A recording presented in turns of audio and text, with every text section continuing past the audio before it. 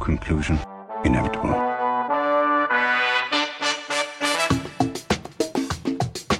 It was a jump to conclusions, Matt. My conclusion was that this idea was not a practical deterrent. My only conclusion can be that it was a Sith Lord. In conclusion. Hello there, folks. Welcome back to In Conclusion, the only movie podcast whose entire emotional crux hinges on doing a theater warm-up exercise where you mirror the person across from you. I am Dan O'Keefe, and joining me as always, sticking one hand up in the air and one hand behind her back like a little duck, it's Anna Otto. Hi, Anna. How are you? Dan, off topic. Immediately. I've been better. Yeah, because we have breaking Will Poulter news. Oh, sorry. Wait, let me sound the He siren. has... Poulter, Will I told you this was Poulter going to be... I told you this was going to be our most nostalgic and also sexiest episode ever. You didn't. This is the first time hearing those words. No, I listened to our Wizard of Oz episode today. Well, I said horniest, but I'm toning it down. Just slightly. Okay, just slightly. He's got a new movie coming out, which is huge and exciting. As always, anytime, an actor I like has a movie coming out, I get really excited. Mm-hmm. But it's about the war. Oh my God. It's the one that every actor is in. Yeah, but why does it have to be about war? That's my least favorite topic. War? Oh my God. Are you an American? Except, I will say, well, he's not. That's true. He's British. And neither is Joseph Quinn, so let's unpack that, okay? Like, the half the men in that cast are Warfare. not American. Yeah. And half the actors who are playing Americans are British. Yes. Actually, it looks like most of these actors are British. I'm looking at the cast right now. There's an actor named Cosmo Jarvis. Was in he this created movie? by Iron Man? Right? Respectfully. Well, his Wikipedia picture is him in front of a Disney Plus sign. Oh, girl. He's AI, for sure. On Shogun. I don't know that show. There's That's also, quite the name, though. Okay, there's also DeFaro Woon Atai, who is I don't know him. Canadian and OG Cree, native indigenous. Kit Connor, English. Finn Bennett, English. Taylor John Smith, first cast member, American. We did it. We did Well, it. anyway, Joe. I know that's not what we're focusing on. Noah but that was Centineo. really, yeah, the mustache really threw me. I didn't even recognize him with that thing. Yeah. Oh, said, but what Charles the Melton is in this, and he's so hot. He's not as hot as Will Poulter, but I the picture they disagree. chose for Will... Here's the tea. Here's where the real fans will come out, because he had to shave his head for this role, and I know all these, oh my God, he's so hot, girlies are going to crawl back into their hole. Don't talk to me unless you love the mans with the buzz cut, okay? But gatekeep. hot guys always look good when they get buzz cuts. Here's the thing. Will Poulter, it does make him look younger. And that's a But he's so positive hot. for you. Here's the tea, okay? I need to put down the romance novels, because at one point he was talking, his character, and he goes, oh, I'm just so fucked up. And I was like, this is a romance, I fear. Like, a soldier struggling with mental illness comes home from war, finds a beautiful woman, and she fixes him. I have 4 of those on the shelf upstairs. Okay, that is unfortunately a trope that I like to read. Welcome back to our book podcast, our smut book podcast. Yeah, Smut Book Podcast. Okay, in sorry. conclusion. Looking at pictures God, Dan. right now, Will Poulter with a buzz cut, I do get it. He does look really young with it. Joseph Quinn with a buzz cut, still so hot. Joseph Quinn is not hot to me. His face is too pinched. Have you seen him with a buzz cut? Yeah, I watched the trailer. Have you today, seen too, Dan. Charles Melton with a buzz cut? I'm not attracted to Charles Melton. Something either. is wrong with you. I don't think that's Charles true. Melton is one of the most attractive people I've ever seen in my life. He's not for me, but he can be for you. That's okay. Anyway, Wicked. Wicked. How are you, Dan? I'm good. How are you? I'm feeling wicked. All right. I'm really excited to talk about this. I have to be so honest with you. Okay. Because we're seeing Wicked when it comes to Milwaukee this summer. Mm-hmm. And so we got tickets for Gage's mom for Christmas, and we're going with the whole family, and I'm really excited. I haven't seen that movie, or haven't seen that show, movie in I a should week. say. No, I haven't seen that show since I was like in high school, I think. Okay. I haven't seen the show since I was 6. Okay. 'Cause I I saw saw it it in when Chicago and in Milwaukee. Did you see? Okay. So we probably definitely both saw it in Chicago in the same year, I'm guessing. At what theater was it? Is it at the Winter Garden Theater? I'm trying to remember. You're asking the wrong No, question. you I should almost know said the this off the Gershwin, top which of is your where I head. believe it is currently in New It might, York. you So know, that could be the case. anyway, It's at Ira Gershwin's house. yes, Big house. it's actually at my house right now. Oh. I'm excited about it. I almost drove off the road the other day because Gage reminded me that somebody on their computer has the soundtrack for the second movie, and I can't listen to it yet, and I was upset. Somebody on Gage's computer? No, somebody out in LA, Dan. That you know? No, editing Or the just in like general? an editor. the editor They're has? in ether. There's an editor who has that soundtrack. There is somebody that we both know who will probably get access to the soundtrack before the movie is out. Is it Ian I didn't want to or reveal is it his Alex? Oh, sorry. Is it redacted? Sorry. Tell him I'm sorry. name. And just because he works in like theatrical advertising.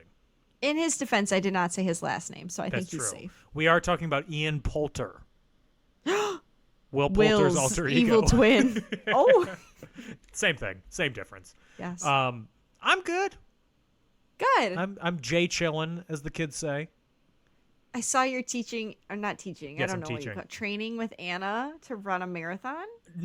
I am. She looks less than forcing thrilled. Anna to do a triathlon with me. Tell kind her her of- singlet is adorable. It is adorable. She looks like super triathlete when she Well, just she's like fit. looks like a triathlete. Yeah. I look like I'm just wearing a hot dog casing. No. Um, You're my two favorite singlet wearers. oh, thank you. That's high You're praise. welcome. I'm not even in my top 5 singlet wearers. I don't know anybody else who maybe the guy on the pickle jar. No, the No. guy on the Sucker Punch pickles is wearing shorts, not a singlet. He's wearing jorts like John Cena. Yeah. But I made her run for the first time in who knows how long. The run course for it's a 5K in the triathlon. So we ran that and then Okay. did the bike. And I'm not going to say that she enjoyed it.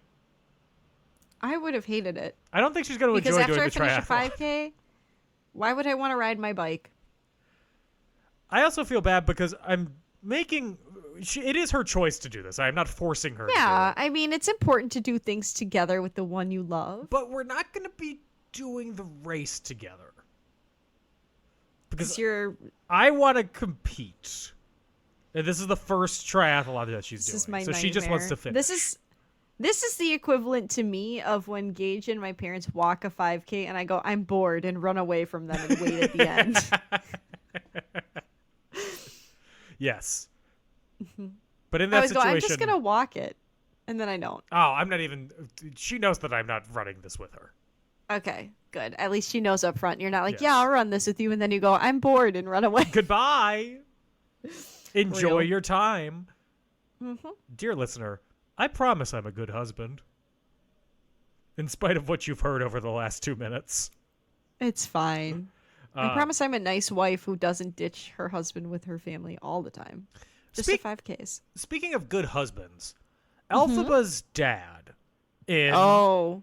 This is my transition to the movie that we're talking about today. I'm so glad. Wait, do we Wicked. need to do any other? Yes. Okay. Do we do any other what? I got so excited. I was like, wait, did we even say the name? Did we even give any background? The I was over movie here screaming. on screen, it's called Wicked Part 1. It is officially not called Wicked Part 1 anymore. It is called Wicked. Period.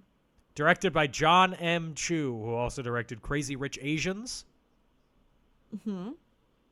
And Step Up to the Streets. Oh, period, John. Slay. And, both Never Say Never and Justin Bieber's Believe. Here's a T. John is well known in the community. The community? The Yeah, Bieber like, community? Oh, no, I meant of, like, movies. Yes, he is a well-known director. But maybe the Bieber community. Here's the tea. I was a believer in my freshman year, Okay. of high school, to clarify. Mhm. But I never saw the movies. But I've seen I've seen some John M. Chu stuff. Sorry, he was... Oh, no, he is the director for him. This John is... M. Chu or John Chu? Am John I M. adding Chu. a letter? Oh, thank God. I thought I was adding something. I'm so scared. John Chu was a science fiction writer. Oh, okay. We have covered a John M. Chu movie on this podcast before. Okay. Now You See Me 2. Only the second one? Now to see me? Yeah. First one was directed by Louis Leterrier, Frenchman. And then he took over. Interesting. Now You See Me I 2. mean, I'll be real. I did like both of them. Gage likes the first one better because it has Isla Fisher, but teach their own. I like them both. Wicked, screenplay by Winnie Holzman, who is the playwright of the stage musical Wicked, and Dana Fox. Dana Crazy Like a Fox. Thank you. Beautiful name. Winnie Holzman wrote the musical with Stephen Schwartz. Not his best work. What? Make Godspell. Godspell's better. Are you freaking? You're gonna choose I Read Feet over this? I'm sick. I'm Turn the gonna podcast off. I'm gonna choose Oh Happy Day. Wait, no, Oh that's not my Godspell. God! Day by day. Day by day. Sorry. Day Yeah, by I'm gonna, day. I'm gonna We choose sang Day by that. Day. We sang that in church once when I was little. They were like, and now a performance by the 8th graders. And we sang Day by Day. Oh, dear Lord. These things I pray. Yes. Okay. But that's not better than Wicked. Are you kidding me? Produced by Ugh. Ben Platt's dad and David Stone, who also produced the stage musical. This was just telegraphed 20 years earlier. Yeah. Also, hilarious that you said by Ben Platt's dad. That's his name. Sorry, Mark. No, nobody would have known. Sorry, actually, to quote The Social Network, Mark! Yes. Thank you. Starring Cynthia Erivo, Ariana Grande, Jonathan Bailey, Ethan Slater, Bowen Yang, Peter Dinklage, dare. Michelle Yeoh, and Jeff Goldblum. The day I found out that Ethan Slater and Ariana Grande had gotten together was the day that we got our offer accepted on our house. Really polarizing day for me. Lots of high highs and lots of low lows. Ethan Slater, least likely person you would think to look like a person named Ethan Slater. Ethan Slater should look like Solid Snake. You know, I saw him in Chicago in SpongeBob. He was in both? No, in the city of Chicago. Did he sing Mr. Cellophane? Oh, Lord. I'm weary. He was SpongeBob when I saw it in Chicago. Okay. And he was great. And I loved him. I worshiped the ground. I tried to get him to come to the theater that I do my stuff at for the kiddos. Mm-hmm. And then I found out he was an adulterer. And also, and I said, like, take him off the list. good on you for trying to get him to go to the theater. He seems like eight levels above the kind of actor who would agree to do a talk back to a children's theater troupe. There's a program where you can hire different levels of Broadway actors, and they say how much they cost. But like Adam Pascal came to the theater once. Oh, like, okay. It's a legit thing. It's a legitimate thing. Yeah. He was on the list, and I said, never mind, don't select him. I will not have an adulterer talk to the children. Wait, we're talking about Ethan Slater or Adam Pascal? I'm confused. Oh, sorry, Ethan Slater. I have no beef with Adam Pascal. No beef.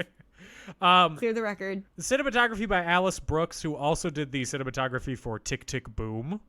Great movie. Oh, beautiful film. I think my favorite movie of 2021.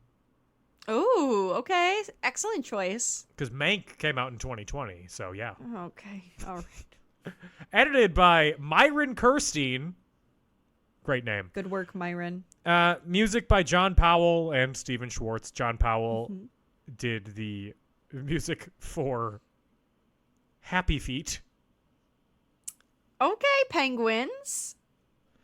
With a budget of $150 million, Wicked made $728.1 million at the box office.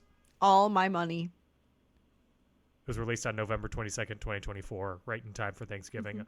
On Rotten Tomatoes, Wicked has a high approval rating, 88% approval rating. Okay, what's up with that other 22%?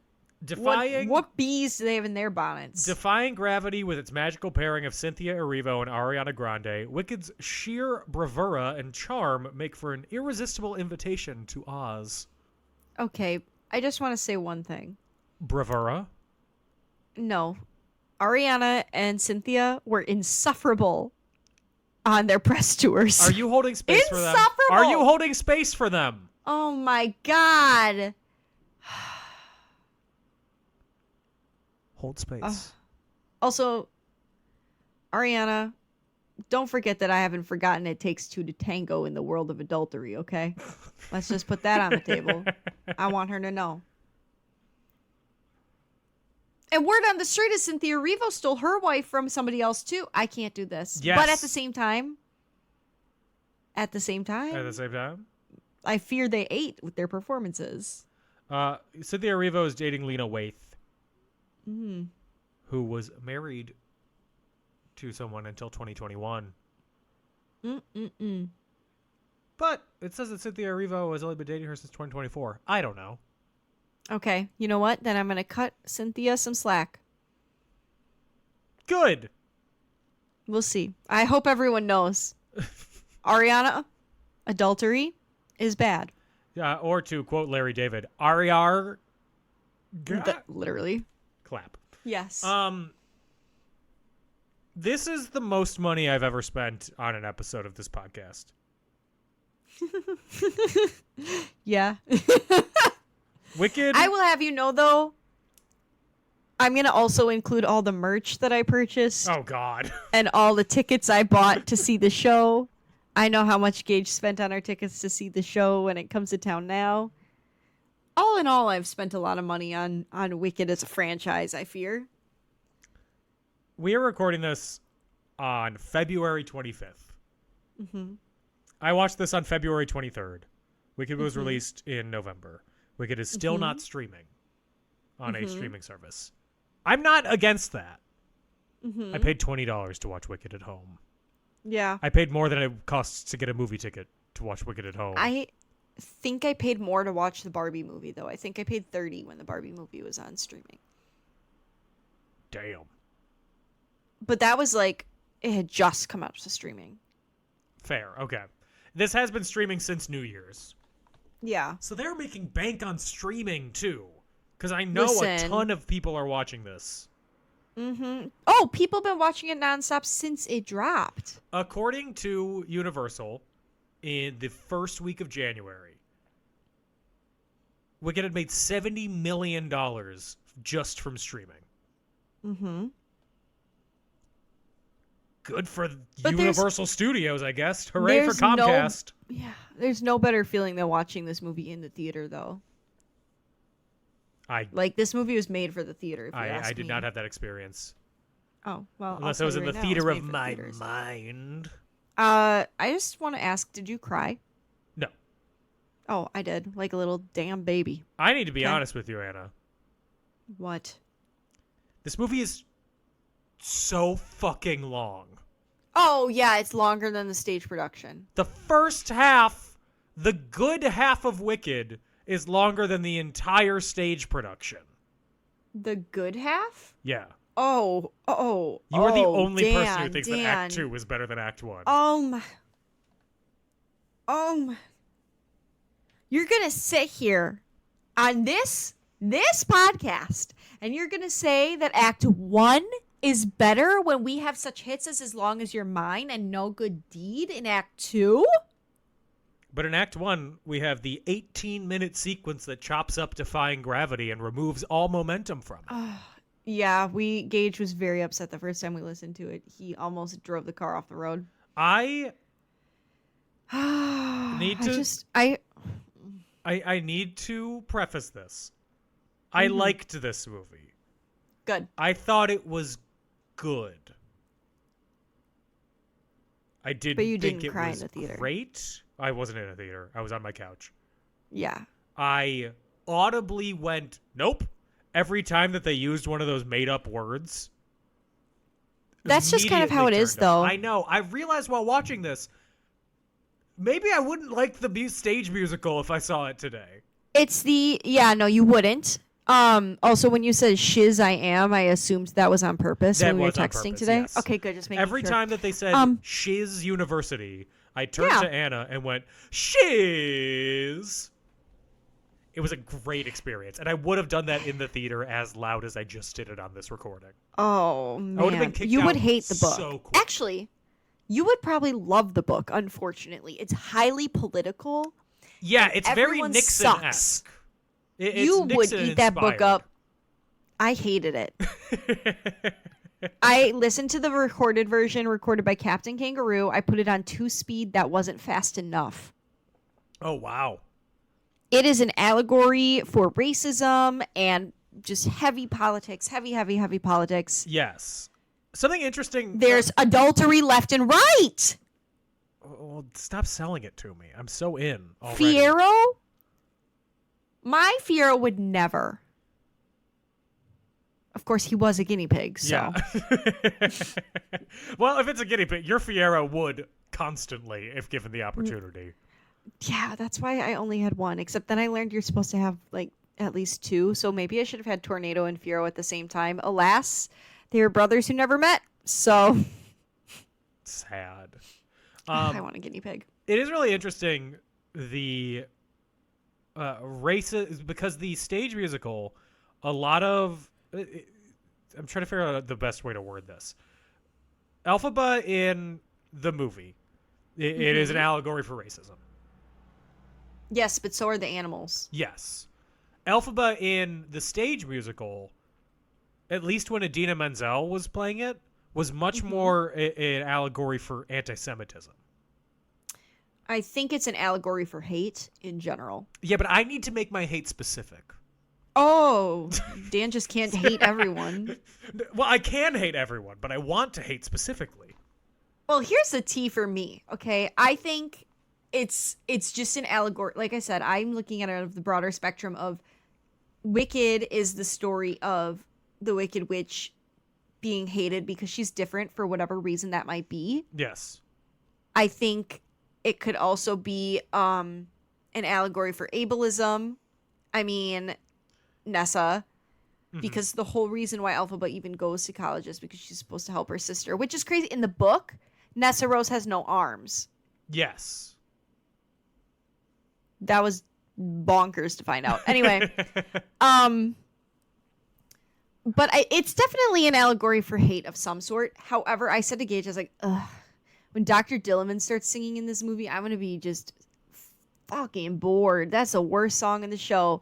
And then in the movie, I think that song hits a lot harder as far as, hey, this is racism and people are killing, like, basically people are killing us because of what we are. Mm-hmm.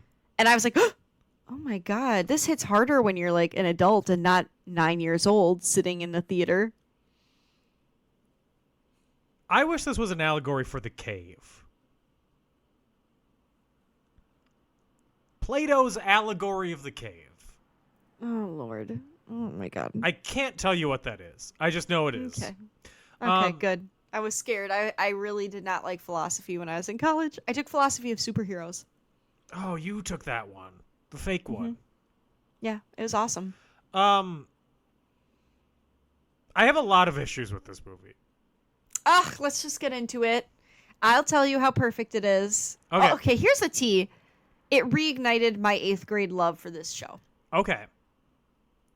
Now, I think I've told you this before. I'm going to reiterate myself. Fierro was a sexual awakening for me. I did multiple routines to songs from this show with my friend who had darker hair than me. She was always Elphaba. I was always Glinda.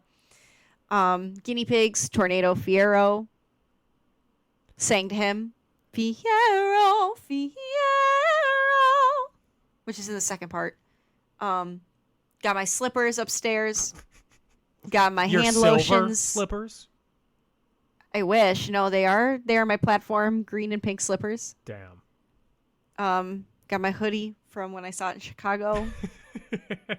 I don't have I any fear of the I'm- Wicked merch. I know, as the You kids say, have. I fear I'm down bad. You are down bad. Accept it. Don't fear it. Thank you. I love musicals. Did you know? No, I didn't. Have you ever been in one? I know. No. So the movie starts out. Mm-hmm. It doesn't start out with someone screaming she's dead. First problem. Diabolical, because that's how it should start, with the monkeys crawling down and somebody yelling,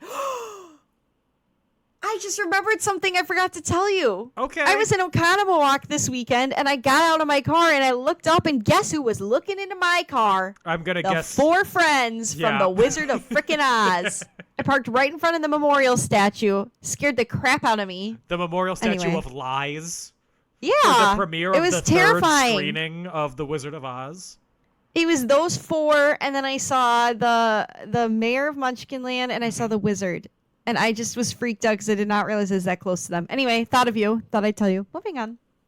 So it starts out with not Elphaba. It starts out with Galinda at this point, which I have another problem with that. And No, why she's she changes Glinda her. at this point. Glinda, yeah, yes. I have a problem with why Sorry. she changes her name. No, you're right. No, I fear I'm about to say, well, actually, a lot, and I'm really sorry. Could you go Continue. could you get some glasses? I could, So actually. you can push up on your nose every time you go and say it. Yeah, Well, actually. literally. So Glinda comes down in a bubble to Munchkinland. And they don't scream she's dead until like 4 minutes into the movie. First Yeah, that issue. was irritating.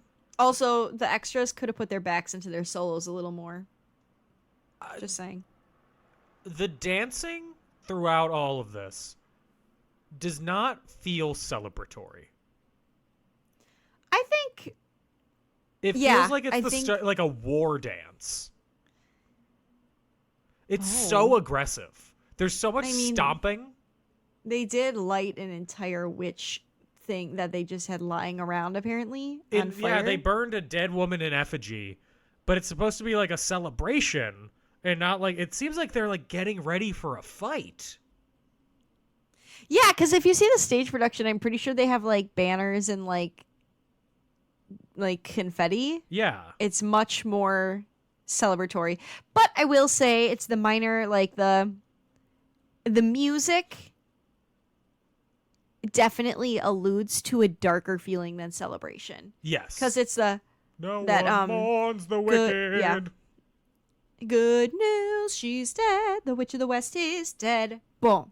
Yes. Yeah. My next issue, I like Mm-hmm. how I'm framing this as just me going through and then naming my issues. That's fine. I'll tell you how I feel about it and why you're wrong. Why does the movie look like that? I think this movie looks really bad. It's so deeply green screened. Well, yeah. I don't have an issue with them filming on sound stages. I don't have an issue with them filming indoors. That's how The Wizard of Oz was made. I have an Yeah. issue when it ends up looking like it's like a first pass at a Marvel movie, and those don't look good already. I feel like people rely really heavily on green screens nowadays, and it makes me kind of sad. But I don't know. That's a question for it. I think we're at the core of. I saw a TikTok about this, so obviously I'm educated now. Yeah, you subject matter expert here. I saw a video recently about how come CGI was better in 2008 than it is now, and it all comes down to money for the and most time. part. Everybody's under a super crunch and not getting paid enough versus like Yeah, what was it, Davy Jones? it was Davy Yeah. Jones. Davy Jones and Dead Man's Chest. They spent like Oh my. $20 million in like a year on that alone. And let's just say he was gorgeous. Yeah, still is. I want him to rub those tentacles all over me. Okay, that's not for me, but I could watch him play the organ all day. Play But me anyway, a song. You're the that's- dead man. Oh. But anyway, I think that's the answer to your problem. Yes. And it's not like this movie didn't have money. Or no, time. but I think they chose to spend it on Ariana Grande and Cynthia Erivo instead. That's true, because it does cost $70 million to get Ariana Grande for something. Am I wrong? Well, that's how much it cost to get her for one season of The Voice. Remember when she was a judge on The Voice? I never watched that show, but oh my god. How did they do that? I wish I had that much money. Just be Ariana Grande. Oh yeah, let me go hit a whistle note. It was so quiet. I can't whistle. Like, I can't even hit a whistle note. I can't whistle. What is it? I'm an alto. So we then get a child who asks, "Why did the wickedness happen?" I'm pretty sure he says, Glinda, is it true she was your friend? Well, then we get the birth of Elphaba. Have another drink, my Yeah. dark-eyed beauty. Elphaba's that mom. solo is so slay. They frame Elphaba's mother as a terrible person. For Yeah, having an that's how it affair. is in the stage production. So, like, Original I mean, sin. it's like kind of weird because they didn't. I think what they were trying to come across with, and it's kind of in the book, she is described as a whore. She's not a hoe. Like, Yeah. she's a whore. Yes. And they say that because she, her Elphaba's father is gone all the time. Yeah, because he's a God, governor. I feel like a scholar. Am I giving you? No, he's a governor in the mayor? play, but in the book, he's like a preacher. Oh, okay. I like And- that better. Yeah, so he's going around and he's like giving these sermons, but in the play, he's like, I don't remember what, but he's like going out on the town, and basically the whole thing is that her mom is so lonely that she returns to the way she was before she got with Elphaba's father, and she finds this man that she quote unquote falls in love with. Mhm. And so it's like this thing where every time he goes away, she finds a new man to be with. And so when he went away before she had Elphaba, she was sleeping with the wizard. And then after Elphaba was born and they moved towns because they were so quote unquote embarrassed of her like greenness, Yeah. he left again. And this time Elphaba's mom found this other character called Turtleheart, who's not in the play, who is the real mother, oh my god, the real father of Nessa Rose. Okay. And it's like a whole thing of like suspected, and well, this is another aspect where it turns into a story about racism because Turtleheart is looked on as lesser than his Okay. people. His language is broken. And Is it he's because of viewed his as hard stupid. shell? He's not a real turtle. Fuck. And he's viewed as like this lesser than person because he speaks in the third person, and he's much more physically skilled than he is like mentally. And And he moves very slow. yes, and they move in with him, and it basically is this whole thing that Elphaba's mom goes and she sleeps with all these people, but eventually it's actually unclear. The dad and the mom both kind of fall in love with Turtleheart. So it's something that the movie kind of rushes through. But yeah, Elphaba's mom is known for being a slut, Okay. a whore. We'll come back to Sorry, Anna's book. I we'll hope come back you to were- Anna's book quarter frequently this episode. Yeah, sorry guys. There's going to be a lot of overlap. I hope you're ready to learn. So she's born, she's green, her mom, she dies. Whoopsies, but not giving birth to her, giving birth to her sister, half-sister, Nessa Rose. Mm-hmm. Who comes out like a slip and slide and her legs don't work. Her mom eats petals because her dad is Zuzu's so worried about her. petals? How dare you? She eats Zuzu's petals. Her dad is so worried about Nessa coming out green that she makes the mom eat petals, and then when Nessa's born, she's born too soon, and Yeah. so she can't use her legs. Dan, aren't you so glad you asked me to cover Wicked? I am. You are. This is the most that either of us have known about anything on this podcast. Yeah, I fear me and all them. Somebody's still gonna come forward and be like, actually, You need to one-up them. You need to actually the actually. I can't. I'm too weary. Okay. Anyway, also the book is not for children, by the way. If you're listening to this and you're like, maybe the book's for children. I hope you understood from that first 2 seconds of me talking about the book. It's not for children. They describe the sex in detail in this book. You're selling me on it more and more. It's political. It's not for children. They describe the sex. There's nothing more titillating than somebody describing the sex. That's what I'm looking for in life. I'm just saying. So Glinda then tells the Munchkins assembled that they met at school. Also, we see a young child version of Elphaba who, when she gets angry, she levitates things and throws them. Rocks. I wanted her to fucking kill a child. Oh my God, murder Dan. a Munchkin child. Do it. You're No! wicked. Be wicked. She's not wicked, though. That's the T. It's just a name. Although in the book, she's a fucking bitch. Yeah. Can't stand her. She's so irritating.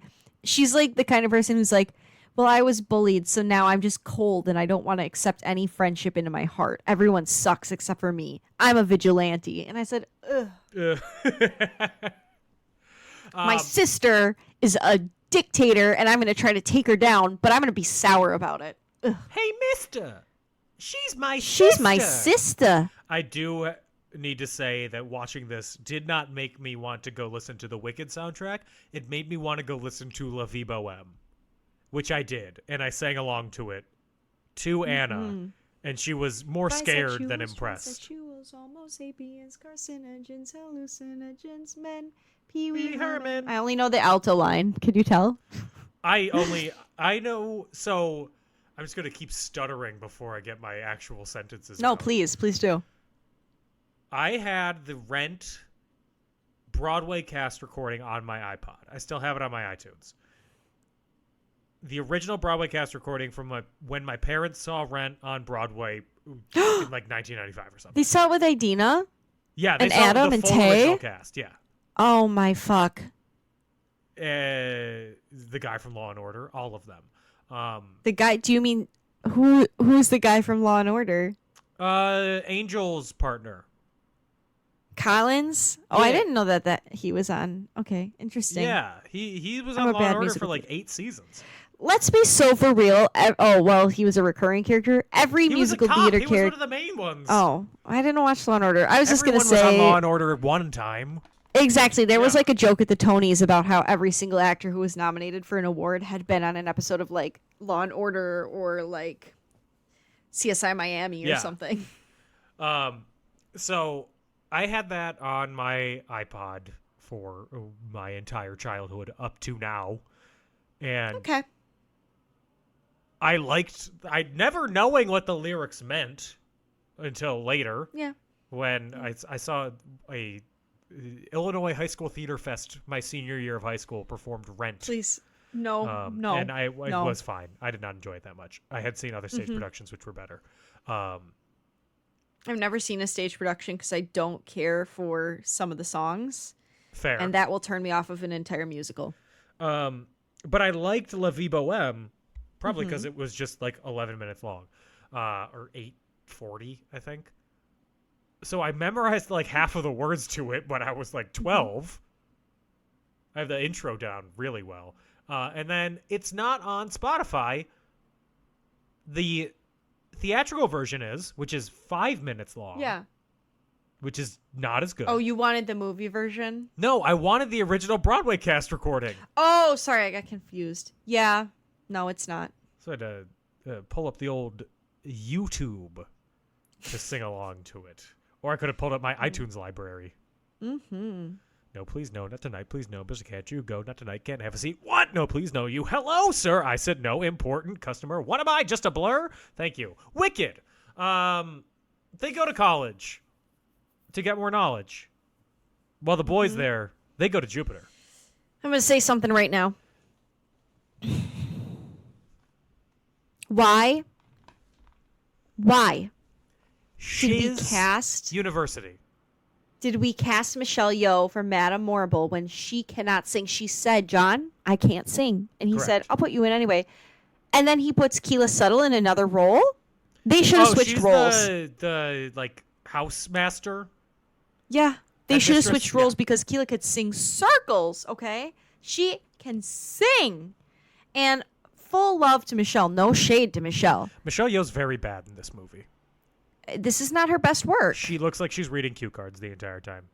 We've seen her in far better performances. Correct. You know who would be Mm-hmm. great? Kate Winslet. I'm still trying to get Kate Winslet the Oscar that she should have won 2 years ago. Well, When Michelle Yeoh beat her for Everything Everywhere All at Once, I liked that movie. when Kate though. Winslet was transcendent as Lydia Tarr.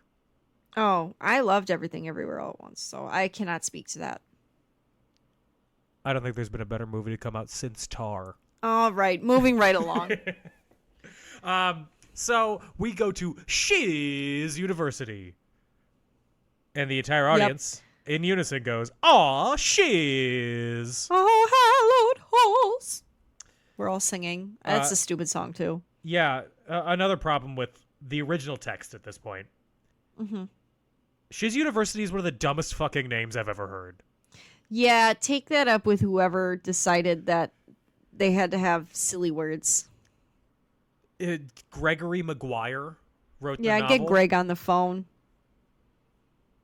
It's called Shiz University then. Yeah. Hate it, Okay. Greg. Yeah, every time they used a fake word, I went, nope. Well, they do it in the book, too. Yeah. So we then see Glinda and her parent, Galinda at this point, getting dropped off by her parents, Mumsy and Popsicle. I thought that was Yes. fun. That's a fun Yes. wordplay. Yes. Ariana Grande is great in this movie. Yeah, she's fine. Still an adulteress. Interesting. I just, in my later years of adulthood, As I grow weary and old. I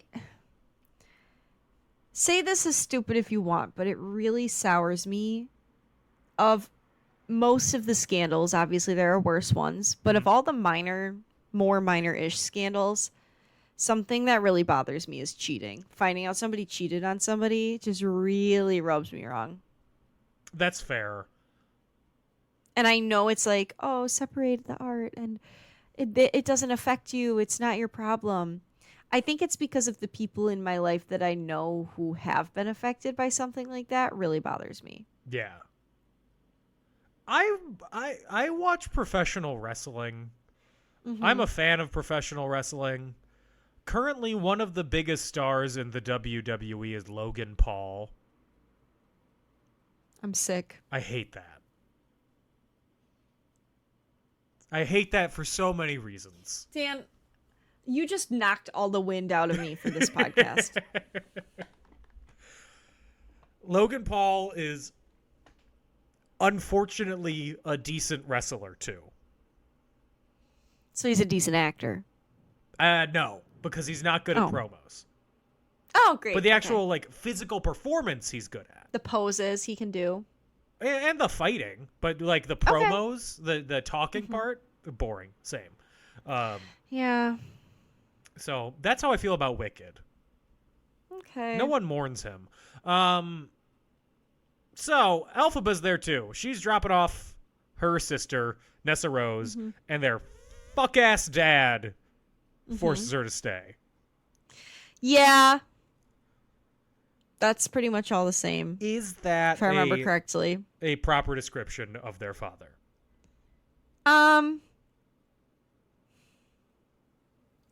Yes and no. Okay. I think he knows Elphaba's not his daughter, and while he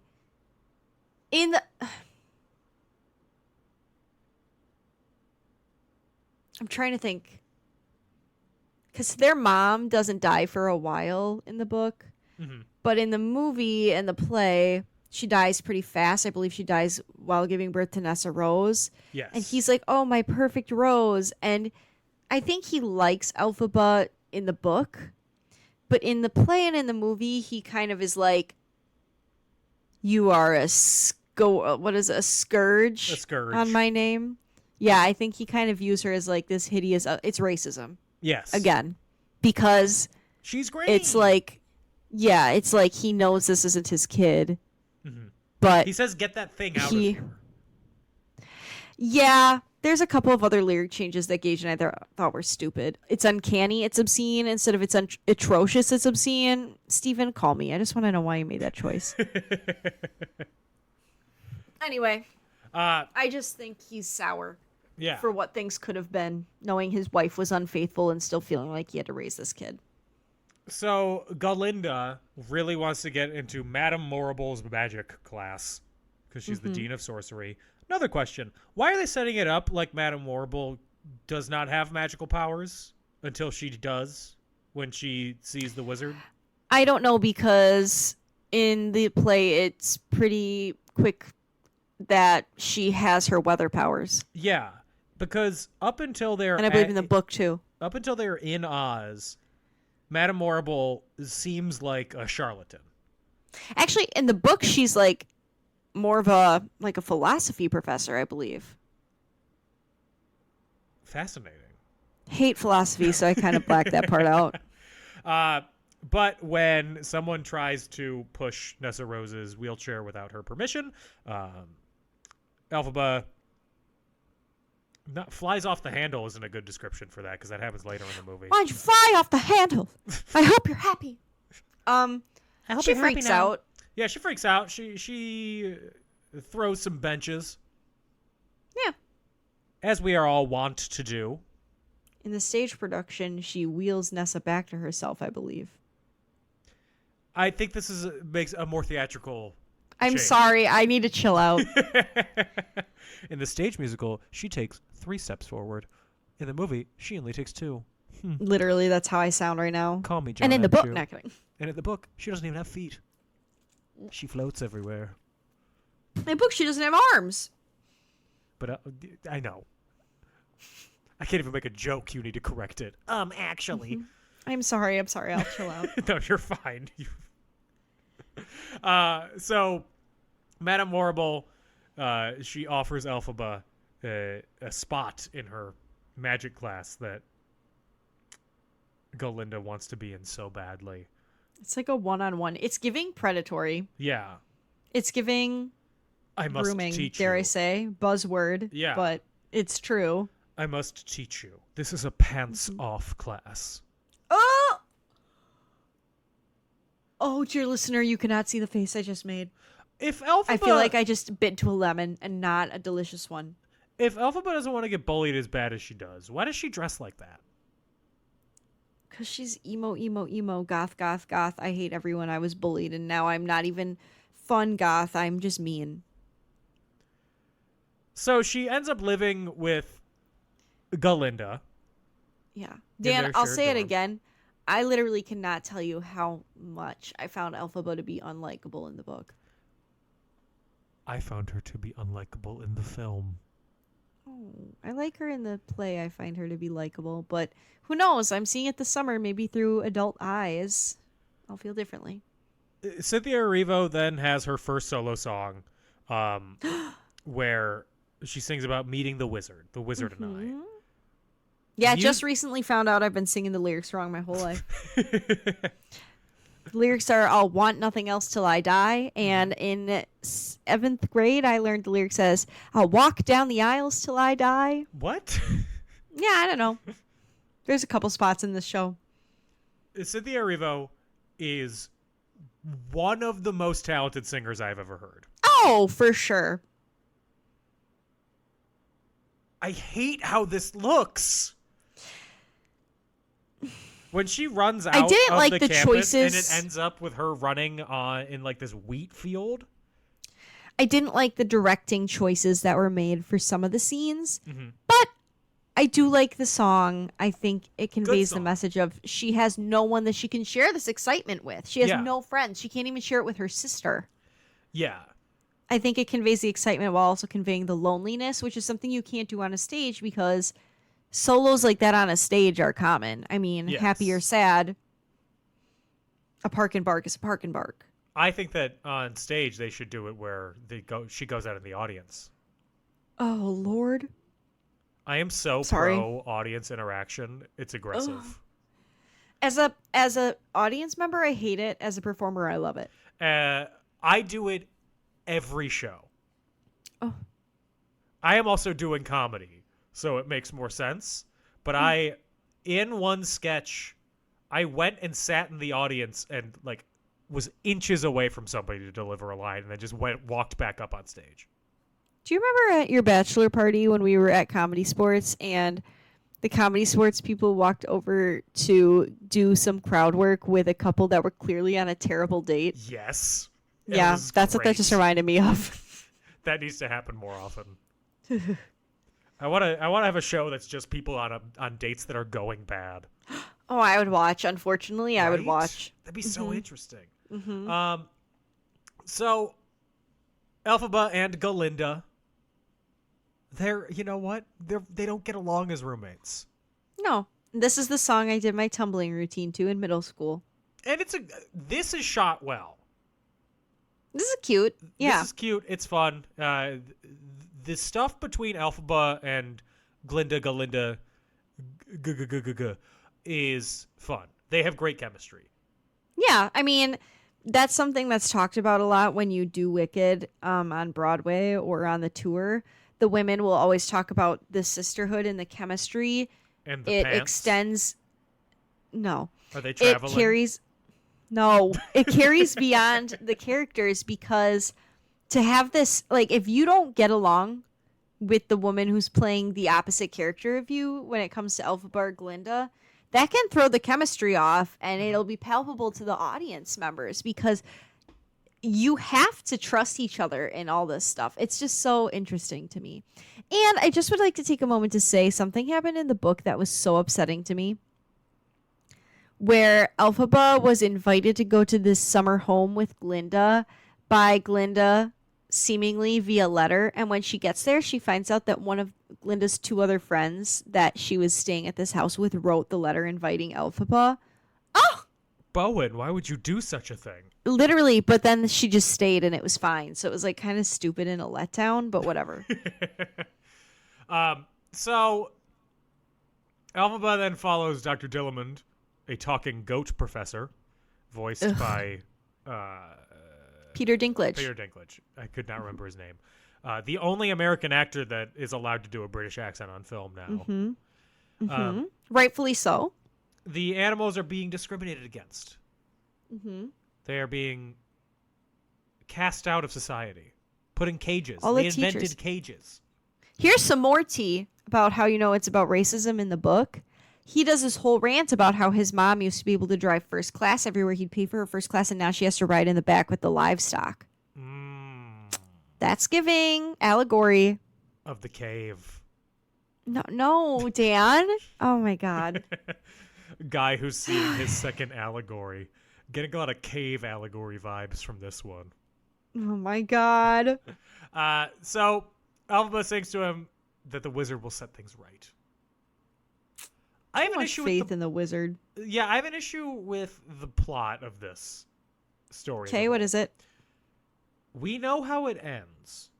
That's not my issue. For Act 1 or like as a total? The whole, like, we know that she becomes the Wicked Witch, and there's a falling out between the two, and the wizard does not actually have any power. What are we supposed to be surprised by? What do you mean? Are we supposed to feel... How are we supposed to feel that Elphaba is like, oh, the wizard will fix this. I'm so in for the wizard. Are we supposed to be like, yeah, he will, and then be like, oh, no. No, I forgot. He doesn't have any power. Or are we supposed to be like, oh, you fool. Why are you like this? No, I think we're supposed to just, be like, yeah, okay, she fully believes this. Let's see. So are we supposed to pity I want her? to say something, and I feel nervous to say it. Yeah, I will come after you if you say... No, say it. It's another allegory. It's you put trust in... No, it's like about you put trust in elected or elected chosen officials. That. I think it's like that. I'm not disagreeing and I with think that, it's like... In a dramatic sense, yeah, we know the ending. Dan, to it, though. Here's a tea, though. I mean, Yeah, we all knew that, but the characters don't know that. It's like when you see Romeo and Juliet, we all know that they die at the end. We all know that Juliet's not actually dead, but it's still like when Romeo kills himself. I mean, that story's older than dirt. This is the same thing. We all know from Wizard of Oz that the wizard has no power, but Elphaba doesn't know that. She's never met the man. She doesn't know about Wizard of Oz. She never saw it. So it's just suspension of your disbelief. Then I think my biggest issue with the movie. Did you just choose to not suspend your disbelief? I never suspend my disbelief. I only suspend my ability to say S's. When he hates allegories and refuses to suspend his disbelief. I'm staying in the cave.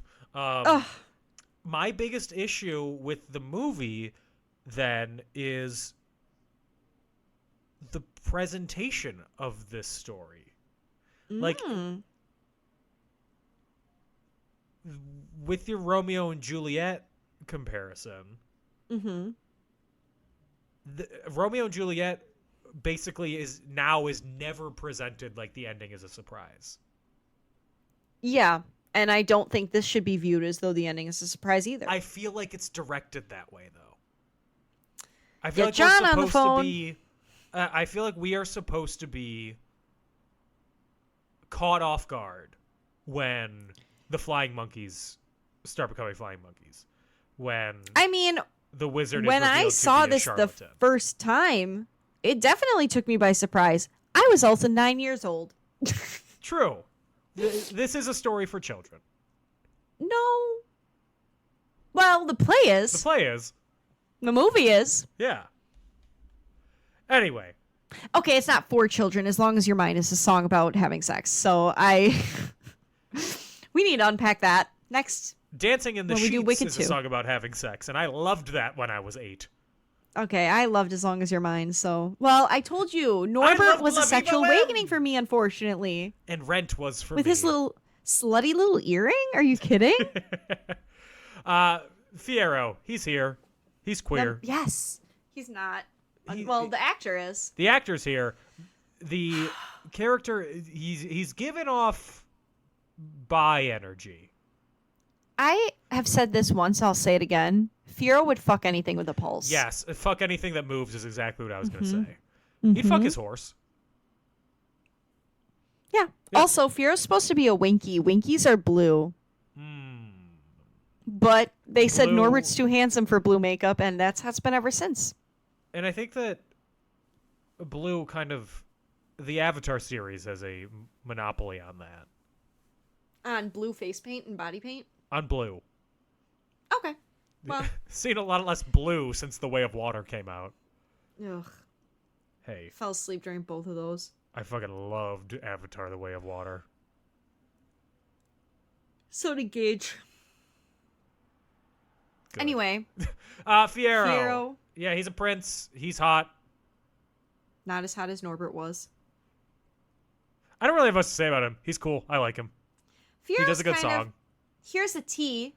He didn't say, so, what's the most swankified place in town? Oh, girl, why would you cut that?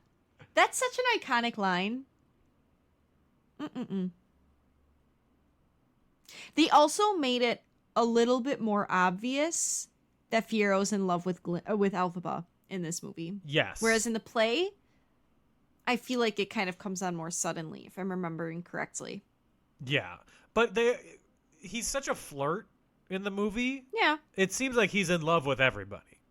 Or He anybody is. who gives him attention. he probably is. Yeah. Like me. In the book, he's very quiet. He's already married. He was married to someone when he was 9 years old. As we all were. And My wife, Emma. he Not kidding. I got married when I was 5, I think. To my neighbor, like Emma. a playground one. Yeah, classic. He has like 100. No, he doesn't have kids yet by the time they're in college. But he's in college and he's like, yeah, I'm married already. My name's Fierro. I'm a prince, but I'm not going to talk to anyone. I was waiting. I was like, when's sexy Fierro getting here? And they're like, and there he was, quiet in the back of the room. And I was like, that's boring as fuck. So he sings a song, Dancing Through Life, about how he's a nihilist. It's good. This Not is as good as when Norbert does it. This is the best staged performance throughout the big dance number. Yeah. I liked. Sorry, it's 10:30. Yeah, the rotating library. I liked the rotating shelves. That was cool. And then Galinda convinces Ethan Slater to go with Nessa Rose to the Ozdust Ballroom. Pretty classic. And now we get to the worst part of the movie. Is it the Ozdust Ballroom? The Ozdust Ballroom. This scene should have been cut. It was the stupidest thing I've ever seen in my life. I hated it. People are like, oh, the Ozdust duet dance. I was like, this is not... This is what I referred to in the intro when they do a theater warm-up where they mirror each other. And that's the emotional turn of the movie. I felt like I was there for an hour. This movie is almost 3 hours long, and this scene felt like it was 3 hours in itself. And Nessa, unlikable in this scene. She's like, oh my god, my sister's here. Ew. Ew. Is that what it's like to have siblings? If my sister showed up somewhere, I'd be like, ew. But then I'd be what like... if she was like being bullied? My second question would be, when did I get a sister? And how did I know it was her? I don't know. Both of my brothers are taller than me, so in my head they can never get bullied. They're also older than me. Yeah. I'm small. I don't know. I'm a little boy. You're just a boy. I am. I'm just doing my duck dance. Just a boy. It's on my business card. I need to change it from America's Last Top Model to just a boy. Mine says just a girl. So then Popular happens. Great song. Great song. All the kids were singing it when that movie came out. No, that's all. It was just the kids singing it. I was getting tired of it. Was it because of the TikTok trend? Who's to say? Also, I was surrounded by theater kids. They just listen to it because it's theater kids. So then Dr. Dillerman says that animals can't teach at shiz anymore. So he gets kicked out. That sure is about to piss me off. Racism. Yes, racism is bad. That's the official position of In Conclusion. He gets replaced with Professor... The face you made just cracked me up. It's a serious moment, Anna. I've been very serious. I forgot we were recording for a second because I was so in depth of my feelings of this show. Yeah, when we're not recording, Anna gets very in depth and then refuses to put it in the podcast. Yes. I don't remember this professor's name being Nicodick, but that's the replacement professor. I don't remember that either. I don't remember what it was in the book. But I bet you Gregory wrote that down and was like, oh, that's fire. Right. Also, this scene scared me in the stage production when I was little because there's a needle involved. Okay. Hate a needle. Do they, of course, euthanize the Cowardly Lion? I believe they're, like, planning to. They're going to hurt him to some extent. All I know is that my little pea brain probably was like, oh, my God. A needle on stage, they're gonna come get me, because that's how my brain works when I'm afraid.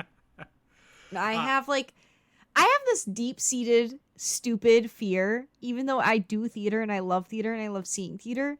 I'm like, oh my god, what if I think I'm Abraham Lincoln. Like, I'm afraid of getting John Wilkes Boothed. Oh, interesting. Like, but just me, not like a tragic event. Like, they're gonna come for me. Yeah, I don't have that. It's because you don't think you're the center of attention. No, I have a different way of thinking that I'm the center of attention, where I'm like, I need to be the best audience member so that when the performer on stage looks out at me, they see just the ideal. Yeah. I always smile when I'm watching shows. And then they want to come and talk to me after the show and be friends with me. That's what I'm trying to do. I try to smile so they know I'm enjoying myself, even if it's a sad moment. So you're watching like a Raisin in the Sun and you're just beaming? Well, it's because once upon a time, my mom, who has RBF, God bless her. Okay. I was like, you need to smile. People are backstage talking about how there's a woman in the second row who looks like she's really not enjoying herself. And she's like, I'm sorry. And I came out the second act and she was just open mouth smiling just the beaming. Whole time. Yeah. So I was like, okay, you know what? I'm going to start doing that. So everybody knows I'm having fun. And if it's sad, but my eyes are smiling, Dan. I'm gasping, but my eyes are smiling. Always. Mm-hmm. You're having a great time, and the performers must know. Yeah, that way they won't come get me Yeah, they're not gonna kill you. with their stage needles. Which is also how Abraham Lincoln died in your head. He was killed by someone on stage. And well, yeah, John Wilkes Booth was on stage. No. He was an actor. He ran out and got John. He ran out. No. Or did he? He shot him from behind. But he was an actor. He wasn't in the show. I guess Okay, listen, I Did you forgot. think that John Wilkes Booth shot him in the middle of a performance? He did. I No, thought like John while Wilkes Booth John was Wilkes in Booth the show. was performing, you thought he like just Yes! turned his gun up and shot the president? It I was a think he real just gun? was like, yes. No. Is it not? No. Oh my John God. Wilkes Booth, Abraham Lincoln. And I was in seeing a honors performance- history. This is so embarrassing. Was seeing a performance of, I think it's Our American Brother or something like that. It's Our American Ooh. something. He was Ooh. sitting in an opera box. John Wilkes Booth came up from behind, shot him in the head, Yeah. then jumped off the balcony, yelling "Sic Semper Tyrannis," and then limped his way out of the theater. He was not Yes, involved I guess in the I production forgot. at all. I forgot about that. I guess I just assumed he was like, well, I have a couple more scenes before I have to go back on. Let me just go kill a president.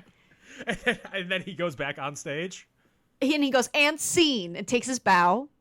I do like the way that you specifically said, "Let me go kill a president," because you said it in the same meter and tune from Assassins. Yeah, I was listening to that today. Yeah. Okay. Anyway, moving along. Musical theater. So you wanna kill the wizard? Ooh. So the Cowardly Lion's in a cage. It's designed to prevent animals from learning to speak. Hate that shit. Do not silence my man, okay? Animals should be seen, not heard. Tell Jester that. Just Life kidding. is She rough. never barks. I love her. She never barks. Sometimes I will be just lying on the couch out of view, and then I will just hear Poppy go, "Huh?" I love when cats do that. Like she just woke up from a nightmare or something. Oh my god, I love that. Jester, she doesn't bark very often, but every once in a while she'll hear something and she'll just let out one bark as though to be like, I'm here! So Elphaba is angered at this, so she drugs everybody in the room, Yes. except for her and Fiero, and they steal the Cowardly Lion and put him in the forest. Mm-hmm. And then they don't kiss. They just look at each other. The sexual tension, it's heavy. That's fair because in the book, Elphaba's like, we're gonna freak, but you're not gonna kiss me. Ideal sex. Shirt on, lights off, no head. Just Literally- crotch. Literally, Elphaba scares me in the book. She is the kind of girl that if I met her, I'd be like, we're not gonna be friends. And that's okay.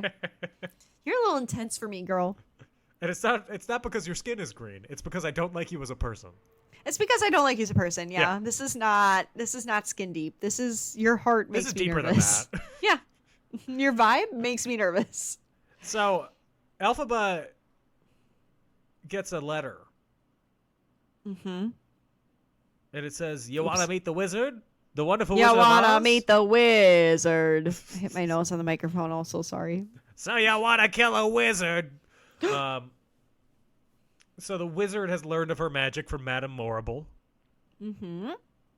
And she is like, "Yeah, I'm going." She gets on a train. Fuck-ass looking train. Oh, I kind of liked it, but it How was do a those little doors too, work? like, I don't know, magic? Power of imagination? Galinda shortens her name to Glinda. Another issue.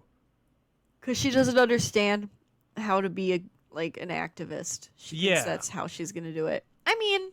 Like, she does it as, like, a performative activism sort of thing. Oh, like, I because forgot she to wants tell be you. Popular. So, in the play, he's just asked to not teach anymore. Yeah. In the book, Dr. Dillman is straight murdered. He's murked. And he is, literally, they kill him, they slit his throat, and they watch, they have this nanny who's not in Nanny Bear. She's, Okay. only in the beginning. She's in the Yeah. book. She's with them always. She's watching it happen. She sees him get dragged out of the house. And Oh my Elphaba's like, God. oh, time to be an activist, I guess. Oh my god! I'm what? so upset that they didn't keep that in the movie. Yeah, it was scary. When I heard it in the book, I was making banana bread, as I do. Okay. And This I was seems like, intrinsic what? to the story. Me and my banana bread were shook. You were mashing so hard. Yeah. So they ride a train to the Emerald City. Next issue. The Emerald City fucking sucks in this movie. Looks-wise, it's disgusting. Nothing magical about it. It's a city. It's the Emerald City. We saw what it looks like in The Wizard of Oz. I know they can't use any of that because cleaned that's it not up by their then. intellectual property. Yeah. Disney owns that. I live in a city. I love cities. The Emerald City doesn't look magical. I don't know what to tell you. It looks like fucking Atlanta. Mm-hmm. Backlot. Mm-hmm. Where's the whimsy? There's none. No. Where's the whimsy in the movie? That's my issue. How dare you? Visually, where's the whimsy? Okay, I'm not getting involved. The whimsy's in the musical, and that's where it'll stay. There is a point, multiple points, where they put in digital lens glares, lens flares, but they are Like pink they and did in green. Toy Story. I didn't notice that. I did, and I went, nope. Stop doing that. Too far up your own ass at that point. John is up there like, yes, I'm a genius. So they sightsee. They see Idina Menzel and Kristen Chenoweth perform. Ideal. The dream. It feels like... come on. They made that song 100 on times now. longer than it had to be. Yeah. You're getting too navel-gazy at that point. Mm-hmm. Then they meet the wizard. I like the wizard's head in this. Oh. Omaha. I think that looks cool. I think that's a good design for something. Yeah, I think so too. I mean, it has to be scary looking. That's all there is to it. And nothing scarier than eyebrows. And Omaha. Just kidding. No disrespect to Omaha. I'm sure you're lovely. I like how you're talking to it in the first person. Well, it's a collective. The people of Omaha. The people of Omaha. I've been to Omaha. That's my story. Okay. The wizard sings a song. It's also not good. Oh, God. Sentimental Man belongs in the trash. Gage is like, that's such a good song. Trash. He likes Dr. Dillman's song too, though. Trash. The full offense. If you are not Fierro, don't sing to me in this, okay? Oh, interesting. Okay. Don't sing to me. Well, just kidding. Elphaba's dad bodies that solo. Bach, Thin Ice. Mm-hmm. Oh, that's the end of it. It's just... I think that's all the those men. two. Bo and Yeah, Yang. that's all. He doesn't have a solo. He should. I'd love to hear it. I wish it was Defying Gravity. He's so funny. I love him. To be honest, I love him. So, Elphaba's like, I don't care about being green anymore. Help the animals. And the wizard's like, Period. I'm going to do the world's best eugenics in history. When I was little, this part made me cry. I'm going to do super eugenics on these animals instead. Because the way they do it on the stage is so fucked. Yeah. It's so scary. And watching it in the movie, just as fucked. But since it's CGI, it doesn't hit as hard as watching it happen in real life. Yeah, I don't like the look of the flying monkeys. Why are they blue? Because that's traditionally how they were in Wizard of Oz. The colors of the flying monkeys in Wizard of Oz were gray, blue, and red, and white. Why do I just think of them as black? Because you're thinking of a real monkey, Yeah. like a chimp, Yeah. or like I wish they had bright red spider asses. monkey. You want them to be baboons. Yes, I want them to be baboons. Flying baboons. I Where don't the think... wings sprout out. Where You they just see fly its because butt. their wings are just large ass cheeks clapping in the wind as they fly off. Oh, my Like two God. baboons. What if it was an orangutan? I think orangutans are cute. Would their arms reach to the ground? Or At like a all little points? tiny... Yes. A tiny little golden tamarind.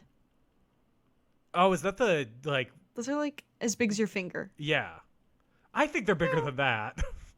Okay, I'm Googling it. As big as my finger? They're tiny. My finger is Golden not 19. large. Did I tell you I met a monkey once? Like at Walgreens? No, I went to someone's house for a rummage sale, and they're like, here's our pet monkey. Her name's Abby, and she had to wear a diaper. And I was like, this feels wrong, but I definitely want to meet her. And she was really tiny. She's sitting on my shoulder, and she kept, like, playing with my earrings. That sounds chimp crazy. I don't know what to tell you. Yeah, Oh so my God. Elphaba can read from the sacred spell book. She turns the monkeys into flying monkeys. And then they're like, great, now we got spies. And then, oh no, they're behind the animal persecution. The wizard's a fraud. We're all You know shocked. what was really scary, though? The runtime? When she's running away, and there's one jump scare, and it's a flying monkey flying into the window. Good. Poop my pants. That's a jump scare that works. Yeah, and I actually was warned about it, and I still jumped. Mm. But again, the flying monkeys are inherently scary. Yes. I don't know what it is. Like, I'm not afraid of monkeys. I love seeing them. I love learning about them. I love seeing them, you know, eat a banana. And I love Curious George. Big fan. I just found out that the Curious George playground at Universal Hollywood or Universal Florida has closed. Closed a long time ago. Yeah, I learned that today. Oh, I'm sorry. My childhood. Big ripped out. Curious George fan over here. Absolutely. Very cute. Loved the playlist from, who was it, Jack Johnson, who Johnson. did the soundtrack? Yeah, 10 out of 10. Then Defying Gravity starts, but don't worry, there's still 20 minutes left of movie before it finishes. Yeah, this is a little excessive. They did kill the momentum, but I still cried. And also, a bone to pick. The soundtrack. Mm-hmm. Why are we cutting between movie audio and sound booth audio? Because it sounds horrible. It does. Like, they could have done a little bit better mixing on the audio on the soundtrack. You don't love the... It's me you're looking for. It's me. It's me. No, because it sounds so off. It sounds like so... the volume I was drops. expecting that in the movie, and then it wasn't mixed like Me that, too. and I was like, oh, okay, this works in the movie. Oh, way so that it's you did it right for the movie, but you couldn't transfer that to the soundtrack? You just wanted to just fucking slap me in the face? Okay. Yes. And it sucks because that It's Me is so powerful for me personally. Okay. Oh my. I felt nothing. It's fine. I watched some like live performances of other Elphabas for a while. I felt better. Jessica Vosk, shout out the People's Elphaba. I don't think that it's the People's Elphaba. I think The Idina People's Menzel is the People's Elphaba. No. Mm-mm. So, blah, blah, it's the end. I don't know. This movie's so fucking long. She becomes the Wicked Witch. She falls off the building, and she sees her childhood reflection in the window, and I'm like, hit the ground. Pancake out here at this point. Mm-hmm. I'm out. I love Defying Gravity. I cried. But it's such a quintessential musical theater moment for girls. The song, I have no issue with. My issue is that it takes 18 minutes to do a 5.5-minute song. Yeah, I just think you're right. They killed the momentum. That was Yeah. a huge complaint that we all had. Everyone that I've talked to who's a theater person complained about. I think that they killed the surprise by kind of using the Defying Gravity riff in everything. Mm-hmm. I think they could have used something else. Yeah, they could have used... Shiz. I don't know, but they just should have saved that and made it a more special moment instead of capitalizing on it so much, I think. Mm-hmm. And then her dad has a heart attack. Yeah. Elphaba flies away. Yeah. To be continued. It's funny because in the play, her dad is never heard from again because Hell yeah. he immediately becomes a munchkin or like a student in the classroom afterwards. Yeah. He just goes back to being chorus. Literally. And that's Wicked Part 1. I'm excited for part 2. I am not. When you hear As Long as You're Mine, You'll be changed. I like As Long As You Love Me by the Backstreet Boys. No. Go listen to As Long As You're Mine, Idina and Norbert. You're going to be horny by the end, I'll tell you what. I need to tell you, every time that you've said Norbert, I am picturing Norbit, the no, Eddie Norbert, Murphy movie Leo, in my Butts. head. Please, put some respect on Norbert's name. Let me find him. I've definitely seen him perform before. You've seen Norbert perform. Norbert Leo not Butts. live, but like I've heard him. Yeah, probably because I recognize made you this. listen to something else by him. 100%. I'm looking at his filmography right now. I haven't seen any of these movies. God, he was so hot back in the day. I have seen Smash, where he played himself. Mm-hmm.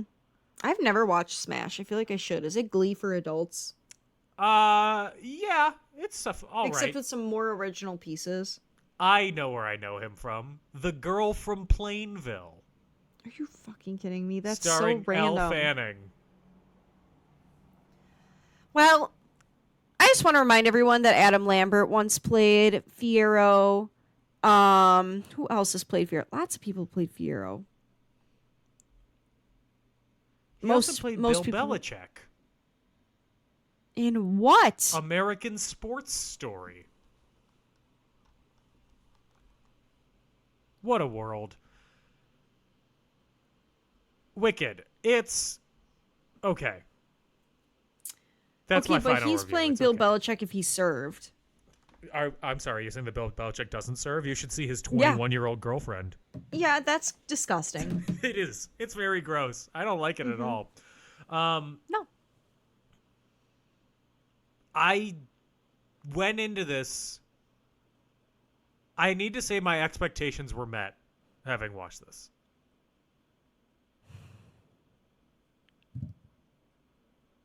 Which feels like the most damning thing that I could say.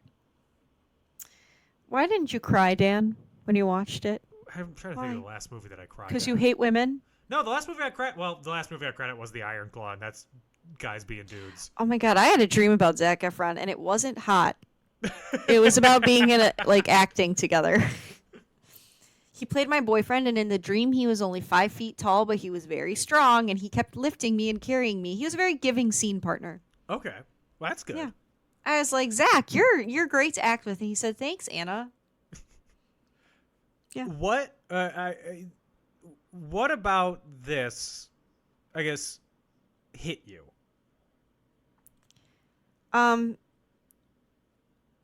What do you mean? Like, what? Why was it so what important of the to me? movie specifically? Like,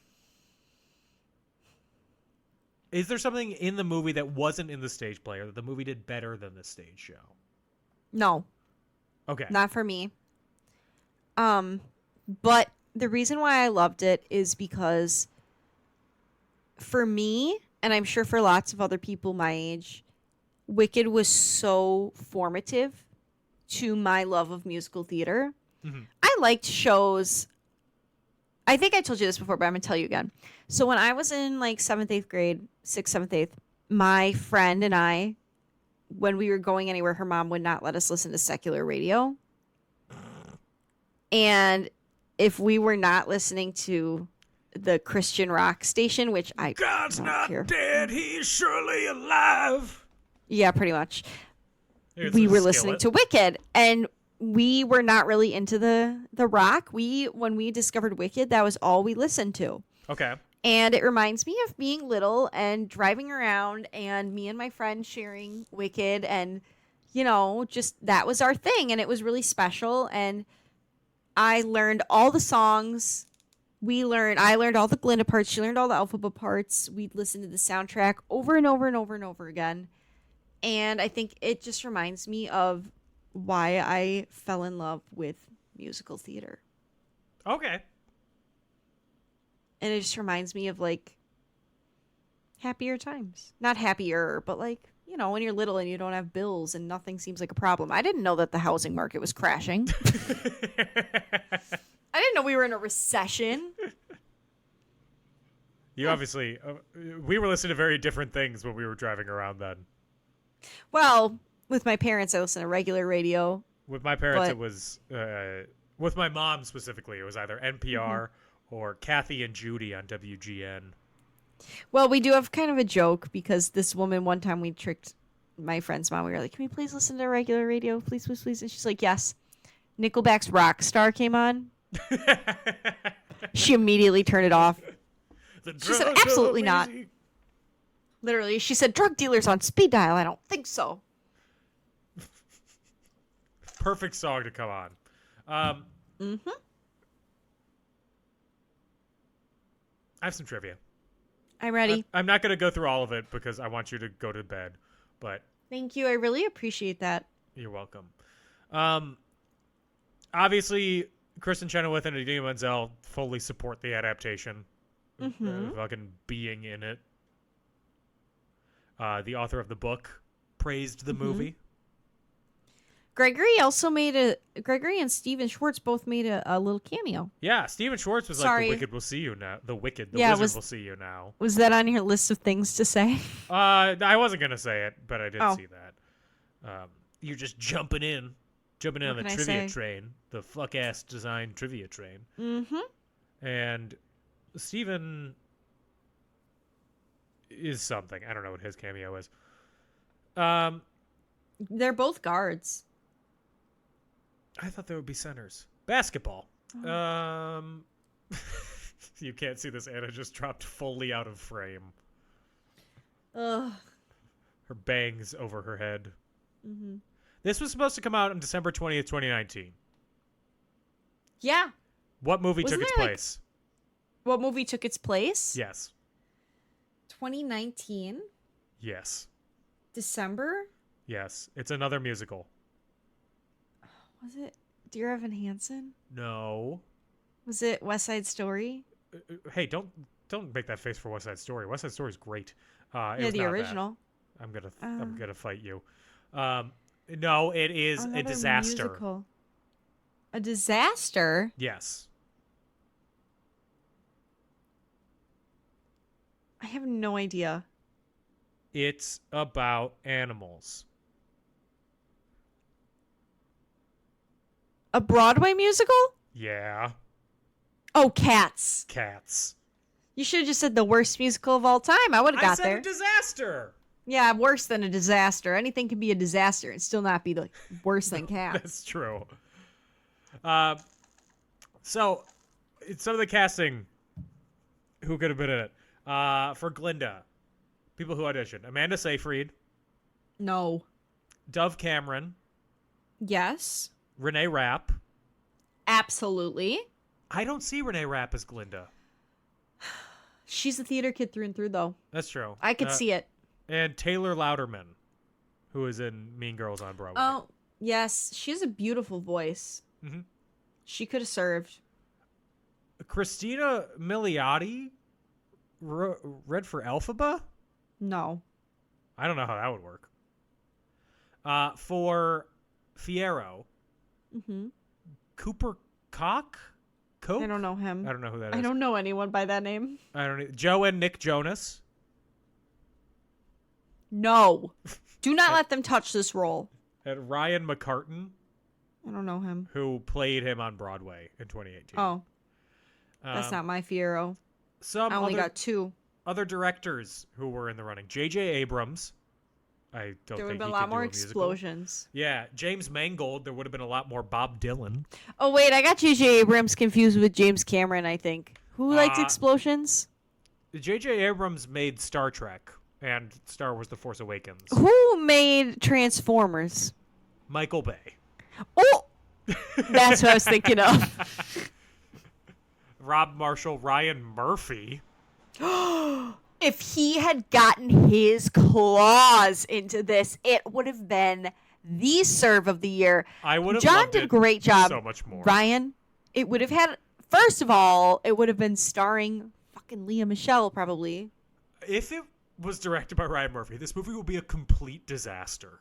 No. I watched Grotesquerie. I'm 100% sure that Ryan Murphy goes to musical theater and he stands at the stage door and he waits for a beautiful young woman or a handsome young gay to walk out and he goes, you're my next star.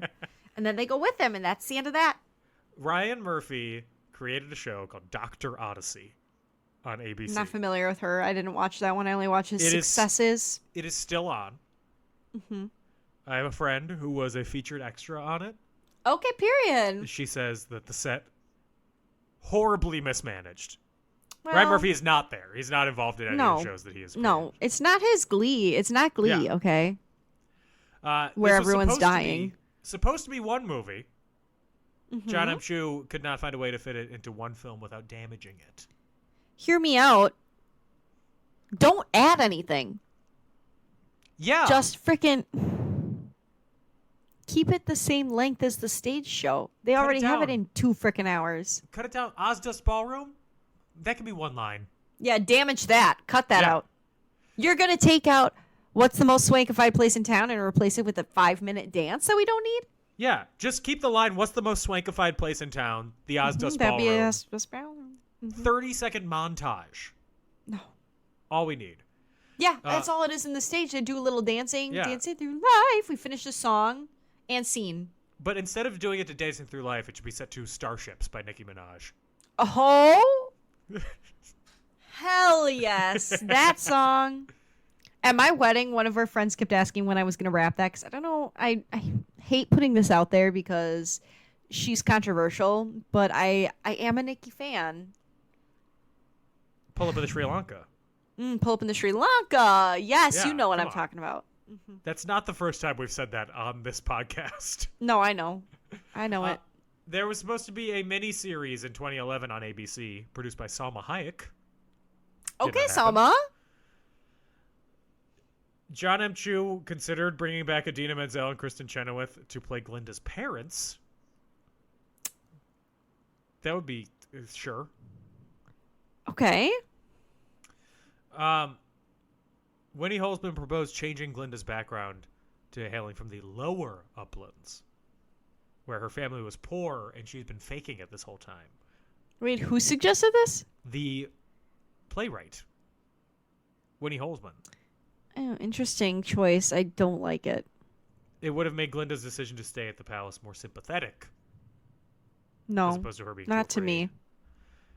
And then Lin-Manuel Miranda wanted to play a skeptical munchkin. And John M. Chu Lin? said, too distracting. I love you so much, Lynn. This is not for you. Okay, we don't need you in this. We don't need a munchkin going, is it true you were her friend? I can't do a Lin-Manuel Miranda, but you know what I'm trying to say. Is it true? I can't do it either. I can hear it in my heart. How does a wicked witch of the West in a bubble? Lynn, please. We need you back on the Moana set. Just kidding. He didn't do the music for Moana 2. Can he instead go back in time and campaign very hard for Tick, Tick, Boom to win Best Picture? Instead of Coda? Mm-hmm. That feels like a hate crime. I don't even know. Did Coda win? I think that was the year before. I have no idea. Can Mank win? Anna. Would this Dan. movie be better or worse than the same with Jonathan Taylor Thomas as Bach? Worse. As who? Bach? Bach. Worse, Okay. because I'll say it. I'll say it. Guys, she's saying it. I'm Everybody saying calm it, down. everyone. Ethan Slater. He's so fucking talented.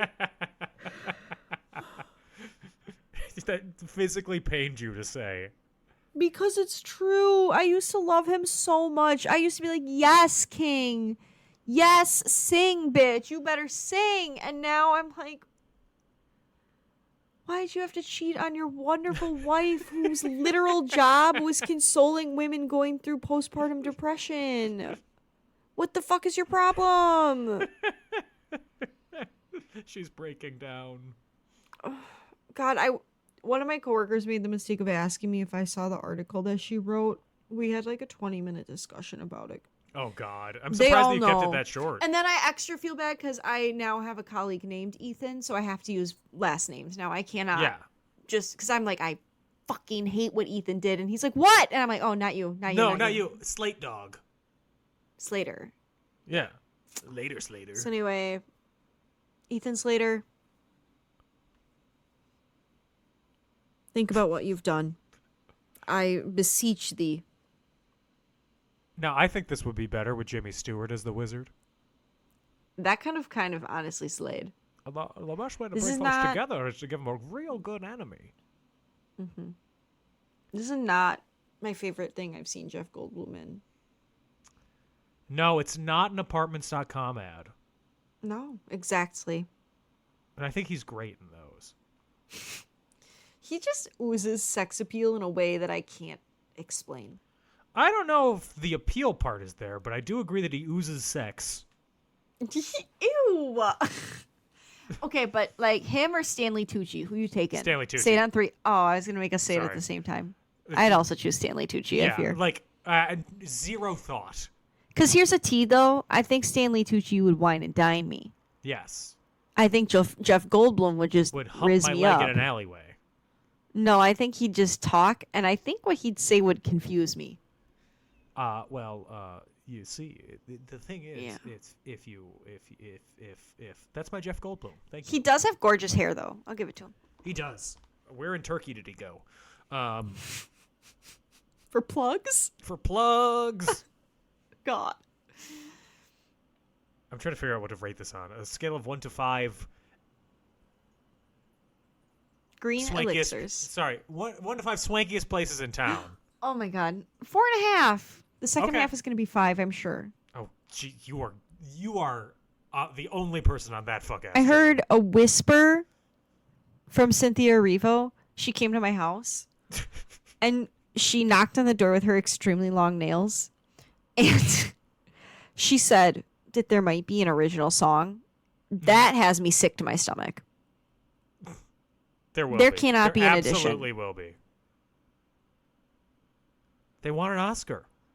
I don't give a rat's ass, Dan. It's unnecessary. She better not fucking cut a single one of my numbers. I okay? don't think a song's going to be cut, Good. but there's definitely going to be an original song. I'm surprised there wasn't one in this one, so they could get the Oscar this year. Original would've song walked is out. so weak this year. I would have walked out, but then I would have hung in the hallway, so it would seem like I made a statement, but I'm actually still finishing the movie. You're just listening. Yeah. I give this a 3. Okay, I guess. Middle of the road. That's higher Yes. praise than I expected from you. I know. I was very negative going through it, but I did think that this was a good movie. Is it better than Yeah. Trap? I don't even know what the fuck that the is. Josh Hartnett, M. Night Shyamalan movie that came out this summer? Oh, God. No, thank you. No, it is not. Is that the one where they go to a big concert? Yeah, the concert's a trap. Oh, hell no. Oh, hell yeah. That's it for this week's episode of In Conclusion. Anna looks in pain right now that we are still recording. I'm It just is- tired. It is late night for her. I'm just eepy. I'm just a girl, Dan. If you want to support us, we are on Patreon at patreon.com/inconclusion, on Facebook and Instagram at And In Conclusion or In Conclusion Podcast, one of the two. We will be back next week talking about a movie that we don't even know what we're talking about yet. It's not that we Yeah. don't have it decided. We're talking about whatever wins Best Picture. And you're probably going to have to tell me what I'm watching because... I absolutely will. Thank you. I mean, I'm a little busy right now. I'm Directing. going to a watch party for the Oscars. It is in Hollywood. Beautiful.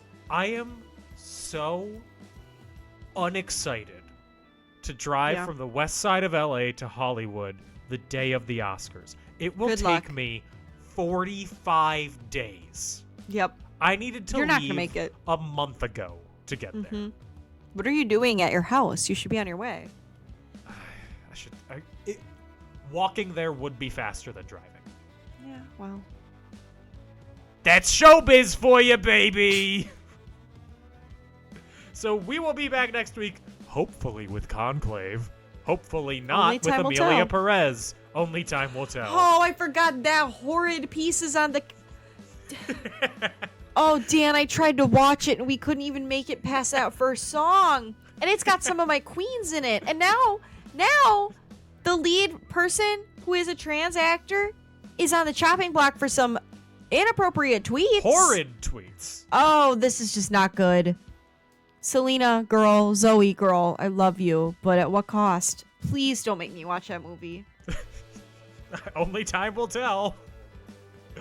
In the meantime, everybody stay safe and have fun. Bye-bye. Bye, I guess. Ugh.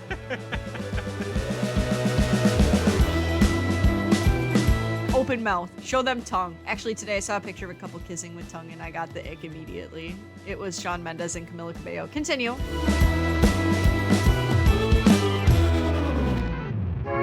A Creative Land podcast.